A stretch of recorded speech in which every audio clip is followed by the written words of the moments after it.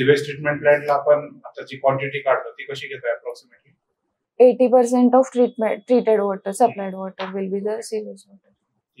आणि जेव्हा आपण सीवर्स कन्स्ट्रक्ट करतो सीवर ट्रीटमेंट प्लांट पासून सपोज आपण त्याला डिस्पोज करणार आहे किंवा सीवर ट्रीटमेंट, तर त्याचं जे कन्स्ट्रक्शन आहे ते म्हणजे एंड पासून स्टार्टिंग पॉइंट पर्यंत करतात की स्टार्टिंग पासून एंड पर्यंत करतात, जे पाईप्स लेईंग करतो आपण त्याचं?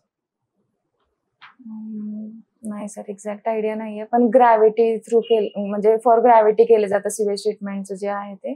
फक्त जो मेन पाईप असतो डिस्ट्रीब्युशनचा तो फक्त प्रेशरला केला जातो. आणि सीवर साठी शेप ऑफ पाईप कोणता प्रेफर केला जातो? युजली एलिप्टिकल केला जातो, जेणेकरून flow should be continuous. More circle काय असतं माहिती कशासाठी ड्रॉ करतात वगैरे? येस सर, सॉइल मेकॅनिक्स मध्ये मोहर सर्कल बघतो आपण, जो प्रिन्सिपल स्ट्रेस काढला जातो त्याच्यावरून सॉइल आहे. काढता येईल मोहर सर्कल? काढते सर.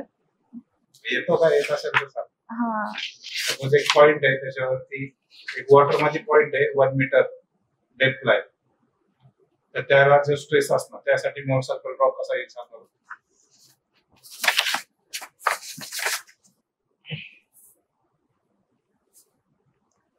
ऍक्टिव्ह स्ट्रेस आणि पॅसिव्ह स्ट्रेस साठी काय मोहर? वॉटर एक पॉइंट पकडल्या पाण्यामध्ये सरफेस पासून 1 मीटर डेप्थ वरती, त्या पॉइंटच्या याच्यासाठी म्हणतात तिथे ऍक्टिव्ह पॅसिव्ह काय सांगतात? तिथे किती काय स्ट्रेस असणार एक्स डायरेक्शन मध्ये वाय मध्ये?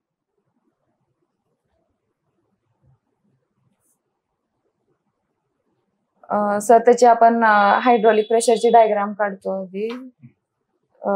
बेसिकली ती ट्रायंग्युलर असती, म्हणजे वरती 0 प्रेशर आणि खाली मॅक्झिमम प्रेशर राहते.